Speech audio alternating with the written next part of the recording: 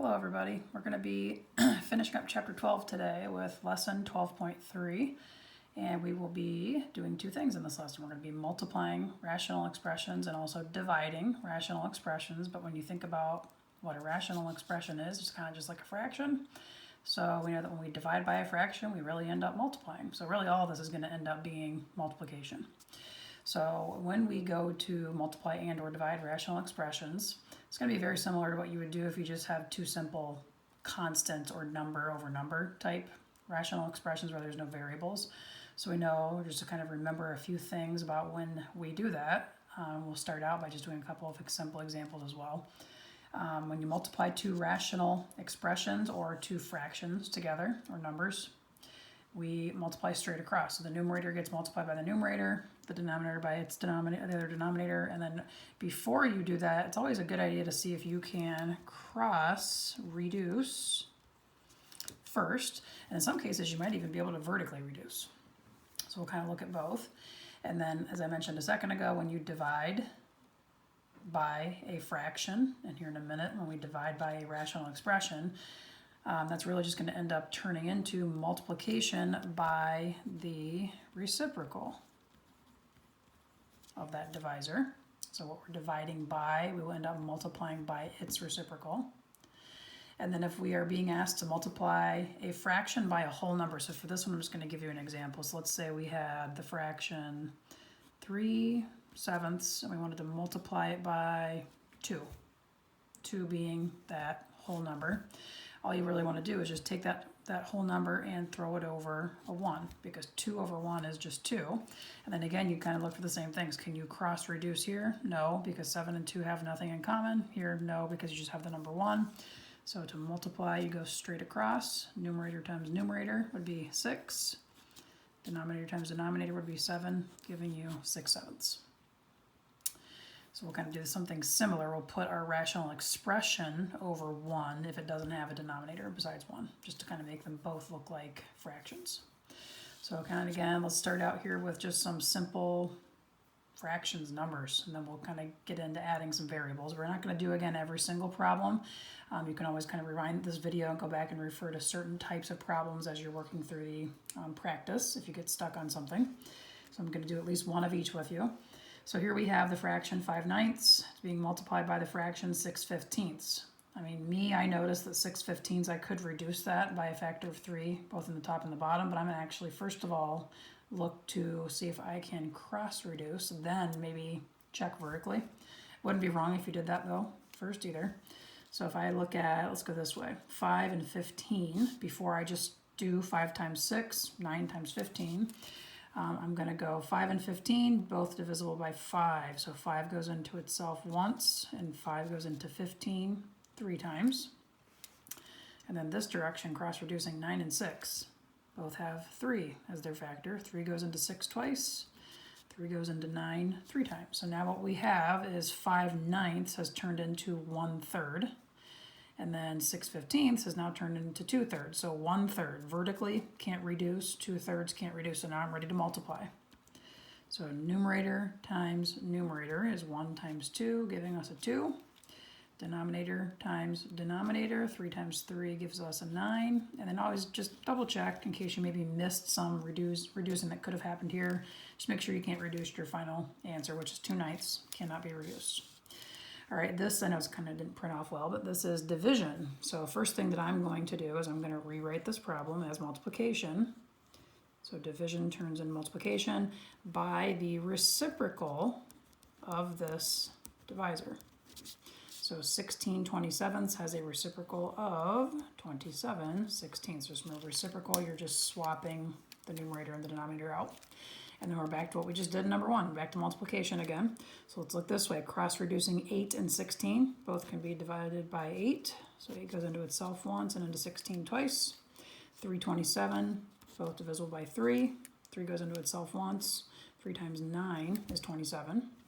So this number, 8/3, is really just turned into 1, because 1 over 1 is 1. And 1 times anything is itself, so really I could just ignore that. 9/2. 9/2 cannot be reduced, and you would leave it like that, leave it as an improper fraction, don't write it as a mixed number. So there's just a simple example of multiplying two fractions where you just have a number, just two numbers, and then dividing two numbers. So there's another division if you want to practice that one on your own. You would kind of look back to what we did here. All right, next page, we'll get into adding some variables now. So we're going to take a look at one multiplication, but you'll notice that both of these rational expressions have only monomials in them. So the numerator 8x, that's a monomial. The constant 12, also a monomial. 4x, 6, monomials. We can't factor monomials, so we're still just going to be able to jump right in and cross-reduce things. When we start to see some plus signs and some minus signs involved, that's when we're going to try to factor first and then cross-reduce, vertically reduce prior to multiplying or dividing. All right, so here, can't factor monomials like I just said, so let's take a look at cross-reducing. We have two numbers, 8 and 6, both divisible by 2. So 8 divided by 2, that's going to give me a new number of 4. 6 divided by 2 turns into 3. And then same thing here, 12 and 4, both divisible by 4. 4 goes into itself once and into 12 3 times. And then these x's, I can't do anything like this direction. If there had been another x down here, I could have said, well, yeah, that pair of x's cancels, but this doesn't have any x's. I cannot do anything with that. It also is not sitting over top of an x, so I can't cross that x out. Same thing here. There was no x down here to cancel that with. There's not one underneath of it to cancel it with. So those variables are there to stay. So what we now have, it used to be 8x over 12, is now 4x over 3. I would focus more on the 4/3 part of that. See if you could reduce it. You can't. And then the 4x over 6 has now turned into 1x over 3. Again, focus on the 1/3 part of that. Cannot be reduced. So we have reduced everything we possibly can prior to multiplying. So now we multiply numerator by numerator. So again, 4x times 1x. 4 times 1 is 4. X times x is x squared. And then down here, 3 times 3 gives us a 9. Just double check. 4/9 cannot be reduced. Obviously x squared, there's nothing down there, no other x's down there to cancel it with, so this would be the final expression, the final product. All right, the next one we have is a division problem. So if we take a look at this one, let's start by rewriting this as multiplication by the reciprocal of that divisor. So you're not taking the reciprocal of both, not your dividend, just your divisor, what you're dividing by. So that's going to be replaced with a times sign, and then the reciprocal of 16x over 5 would be 5 over 16x. So let's cross-reduce this way. 25, 5. 5 goes into itself once. 5 goes into 25 5 times. This direction here, let's start with the numbers or the coefficients on these variable terms. 12 and 16. Both are divisible by 4. It goes into 12 3 times, and 4 goes into 16 4 times. And then here we are going to be able to cancel one pair of x's. We have 3 here and 1 here, so if we cross out a single pair, that would be gone, and that would drop down to an x squared. So now we have this, 3x squared over 5. Focus on the 3/5 part of that. That can't be reduced. And then we have a 1 over just a 4. Also can't be reduced. So let's go ahead and multiply. 3x squared times 1 is just going to be 3x squared. And then 5 times 4 is going to be 20. 3/20 can't be reduced, so that would be the final answer. So far no factoring required because we've had all monomials or just numbers. So when we get to number 20, when you start to see again some plus signs thrown in where you've got like a binomial or a trinomial or something larger in either your numerator or your denominator, first thing you want to try and do is factor so that you're able to clearly see if you can cross-reduce common factors. So remember from 12.2 when we were just simply taking a look at like something like that and how to simplify it, we again factored first because right now 4p plus 16, that plus sign, think of it as glue. 4p plus 16, it's all or nothing. So right now, if I were to, first I guess, let's rewrite this. 4p plus 16 over 5p. It was being divided by that, so I'm going to end up being multiplying it by the reciprocal. 15p cubed over p plus 4. So right now, if I were to try and cross-reduce this, unless I see another 4p plus 16 down here, I cannot cancel any part of that out. Unless I see another p plus 4 up here, I can't cancel any part of that p plus 4 out. What I could do is, because these are both monomials, I can jump right in there. So I could say, yeah, 5 goes into itself once, and it goes into 15 3 times, and I can cancel a pair of p's. So this one would be gone. This would drop down to p squared. But here, I'm going to want to rethink that 4p plus 16. It's a binomial, so I'm going to look to see if there's a GCF that could come out of it. And I'll bring my work down here. So I'm thinking there's a 4. So if we take out a 4, that's like dividing 4p by 4 and 16 by 4. 4p divided by 4 is just p. 16 divided by 4 is 4. That is all over. Notice both the 5 and the p got canceled, so that's just over a 1 now. And then here we have 3p squared over, and then p plus 4. There is no GCF that can come out of that. So that just is what it is. You might want to just throw some parentheses around it to show that it's all or nothing. So now, as you can see, that since we factored that 4p plus 16, it is obvious now that we can cross-reduce a factor of p plus 4.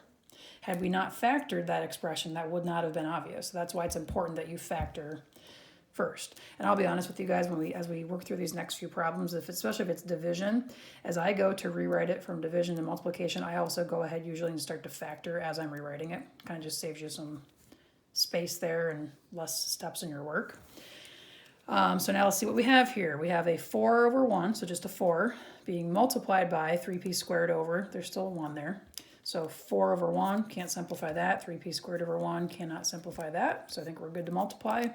Numerator times numerator, 4 times 3p squared is going to be 12p squared. And then down here, if you just have 1 times 1, I mean, sure, you can say over 1, but you might as well just simplify that to 12p squared. So that would be that answer. All right. I think I will do this one with you guys real quick because they've gone ahead and factored it for us. They could have said 3h plus 6. We would have had to have factored out that 3. So notice again, this is division. So we're going to take this and rewrite it as multiplication. I'm going to throw some parentheses around that to show that plus sign's like gluing that h to that 3 times, and then flip this. Again, I'm going to choose to throw some parentheses. You don't have to do that. Just kind of reminds me or you that it's all or nothing. So now that we've rewritten it, you can see, nice, those are going to cancel. Also, those are going to cancel. So the only thing that's left is 3. You could think of there being a 1 here and a 1 here and a 1 here. So you're really now taking the number 3 over 1, or 3, and you're multiplying it by 1. 3 times 1 is just the number 3. So that one cleaned up pretty nicely. All right, now we're going to start to see some trinomial type problems. So for these, remember, typically you're going to probably come across the factor sum method, because I don't think we're going to give you guys anything that's got leading coefficient other than 1, although we did do those back in chapter 9. So because I see a 1 out in front of all of these trinomials and no x at the end, I know there is no GCF, which leads me right down to the whole factor sum method. So let's maybe write that up here, factor sum. So factors of the constant, we usually refer to that as c, that also add up to that coefficient on the linear term b. So I'm going to rewrite this in factored form. Factors of negative 24 that add up to negative 2 are negative 6, positive 4. So x minus 6 times x plus 4 would be the factored form of that trinomial, over denominator of that. We need factors of negative 6 that add up to negative 5. So that one I'm thinking x minus 6 and x plus 1. Negative 6 times positive 1 is negative 6, and then negative 6 plus 1 is negative 5. Over here, bring down that times sign. Factors of positive 6 that add to 5 would be 2 and 3. 2 times 3 is 6. 2 plus 3 gets you your 5. And then one more thing to factor. Factors of 8 that add to 6. I'm going with 2 and 4. 2 times 4 is 8. 2 plus 4 is 6. So one thing to realize is if you accidentally make a mistake in your factoring, that's unfortunately going to throw off the rest of the problem. So always double check yourself. Say, do those two numbers, multiply to get me that number, and then do those two numbers also add to get me that. It's going to be pretty obvious whether or not they do. So take that extra 5-10 seconds and check, and then you're free to go ahead and start crossing out common factors, whether it's cross-reducing them or vertically. So I already noticed this right away. Vertically, I could simplify by crossing out that pair of x minus 6's. I also noticed that this direction, cross-reducing, x plus 4's are gone. Vertically here, the x plus 2's are gone, and the only other thing you could try would be the x plus 1 and the x plus 3, but those aren't the same. And again, you cannot just cancel the x's because they are glued to those numbers of 3 and 1. So everything got canceled there, which means you still have a 1 up there. Down here you have x plus 1, so really we just have 1 over x plus 1 being multiplied by x plus 3 over, everything got canceled there, so you still have a 1. So if you do numerator times numerator, you're going to get x plus 3 over denominator times denominator, x plus 1, and that is the product in simplest form. Okay, another multiplication, and then we have 2 more down here at the bottom. So this one, again, we got to jump in and factor. So factors of negative 35 that add to 2, positive 7, and negative 5. So x plus 7 times x minus 5. Factors of negative 21 that add to 4. Positive 7, negative 3. Factors of negative 18 that add to 3. 6 and negative 3. So x plus 6, x minus 3. And it's fine if you guys aren't thinking of these factors off the top of your head as fast as I am. I'm just trying to make this video as short as possible here. And then factors of 18 that, factors of 18 that add up to 9. So that'd be 3 and 6, or 6 and 3. Order again does not matter. So everything gets factored. This is the fun part where you get to cancel out, clean things up before you multiply. So vertically, I'm going to cancel out those x plus 6's. Cross reducing, I'm going to cancel that pair of x minus 3's. Vertically here, the x plus 7's can cancel. And then if I wanted to, I'd look here to see if I could cross reduce, but I'm noticing that those two factors aren't the same. So I have x minus 5 times, technically a 1 over here. So the numerator is just x minus 5, and everything got canceled there. So there's just a 1 times that x plus 3 that's still over there. So x plus 3. All right, now what to do when you are taking a rational expression and multiplying it by just some polynomial. So it's kind of like that example from the last sheet where I said, hey, if you take 3/7 and you multiply by 2, just put that 2 over a 1 and make it look like a fraction. So we're going to do the same thing here. We're going to throw this over 1. So I'm going to, as I rewrite this as a multiplication problem, and we'll add this and just place the polynomial over the number 1. I'm going to see if I can factor anything. So 5x plus 1, I don't think I can do anything with that. There is no GCF other than 1. It's also not a difference of squares. I will throw some parentheses around it to remind myself it's all or nothing. 3x plus 12, that I think I can take a 3 out of for a GCF. So take the 3 out, divide 3x by 3, you get x. Divide 12 by 3, you get 4. And that needs to get multiplied by factor sum method on this trinomial. Factors of 12 that add to 7 are 3 and 4. And then remember we put that all over 1 to make it look like a fraction or a rational expression. And then it's back to the same thing from earlier. So vertically, I can't do anything with this term. I also vertically can't do anything here because there's just a 1 there. But what I can do, now that I have factored it, I notice that I can cross-reduce this direction, those factors of x plus 4. And that's it. So once I then multiply, here's the good news. You do not have to refoil those two binomial expressions back together. Just simply push them together. So leave it in factored form. So 5x plus 1 times x plus 3, your numerator times your numerator, all over. And then down here, you just have 3 times 1, so all over 3. Now, would it be wrong if you foil those together? No, but it's just more time you're going to spend. And if you make a mistake when you do it, then yes, it would be wrong. So I would just recommend keeping it in that factored form. All right, and then the last example, kind of like what we just did up here, we're going to have to throw this over a 1. But we're also now dividing.